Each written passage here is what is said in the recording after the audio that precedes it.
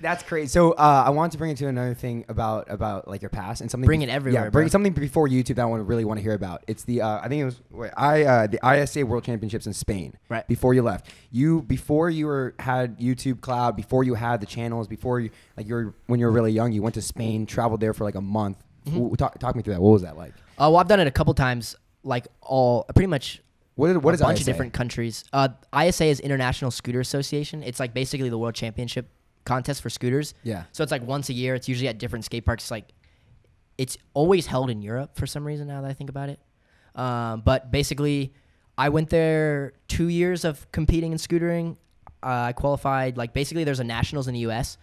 So there's like 5 different competitions. Say in the U.S., you take like is that a continent? Yeah, like regionals. Yeah, North America's a continent. Right, so you take North America, and there's like 5 contests, and then 10 people from each of those contests qualify for nationals, and then top 10 from nationals, so it's top 50 in the U.S. Top 10 go to worlds. So there's top 10 from the U.S., top 10 from Canada, top 10 from Europe and Australia, I think. And then one more somewhere else, because there's 50 people that go to worlds. And then, I did that 2 years in a row. And you literally just like go to Spain. I gathered up some money from like my sponsor gave me a couple $100. Some friends' parents gave me a couple $100 because I didn't have no money. Yeah. And I was literally crying because I qualified for Worlds and then I didn't have money to go. You couldn't? What? So I was like in my sponsor, like I was on the title team. It wasn't on the pro team yet. So they only like help you out so much. Yeah. And Wait, that's some bullshit. How are you not on the pro team if you're qualifying for Worlds? Yeah. because it's like skateboarding. I mean, you have to earn your you kind have of to, like, stripes. drop Like, I don't know. Like, you kind of have Over to like time. prove your fucking self. And then they go, all right, this dude deserves to be on pro, like type shit. But you like made it to Worlds. So then I like gathered up this money, couple different like $100 for here, couple $100 here, blah, blah, blah. Go to Spain. I'm just literally to go there with my friends. Like, it's just me when I was 15. Because my parents didn't give a fuck where I went. Yeah. Like I would just be like, oh, I'm doing this, and then I would go. And then we did literally mob around Spain, like riding scooters. We buy fireworks. You could literally say anything. Like, I used to be like the most obnoxious little kid to people probably. Like, because in Spain, no one speaks English. So you could just like say absolutely anything to people. Like, anything. And we would just like fuck with people, like fireworks off, blow fruit up, mess with the cops. Like, it's like the city of Spain is like Skate 4, like the game. Or sorry, Skate 3. And then there's like street spots everywhere. So you just ride around, you just find shit to do. And then there's a contest. There's like practice, and then the contest, and then and then you're with all your friends from around the world. Because scooter community of pros is like really tight niche. Is it online too? Like, are you connecting with those people before you meet them? Oh, on Instagram and stuff. Yeah, Yeah. all the scooter riders are like really tight community. So it's like cool for that reason. You go to Spain and just like fucking mob around with your homies. Even when it's in Europe, like, are you because you're obviously the biggest scooter like person there is in the United States athlete, but like, is it the same case in Europe? Is it I'm crazy reception? Are you the biggest? For sure, in terms of numbers and name recognition, yeah, by far.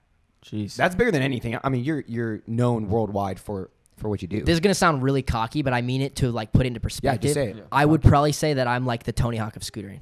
100%. That's pretty crazy. 100%. Because Because scootering's still super new, right? Maybe less in the fact of like pushing the sport in terms of tricks on my end, but like in terms of like numbers and growth and how much I've made scootering blossom in that aspect. Do you see opportunity? Because like Tony Hawk, right? Under my understanding, like he leveled it up through the games that he came out with, right? And that's how he reached a ton of new people and expanded the brand. What's that for you? Is it your YouTube channel, or is there even something bigger that you have in mind for how? Do you want to replicate that? Like that's kind of what I said in the beginning of this is like sticking onto the scooter thing. I don't know if in terms of like that, because like scootering is not as big as skating yet. Like it's not in the X Games, it's not in the Olympics. Yeah. So like I don't think I would like utilize scootering in that way. My thing for that is probably like all like the different businesses and things I'm like working on, and like things behind the scene that I hope pop and that I don't have to be famous. Yeah. Because I really don't care for it.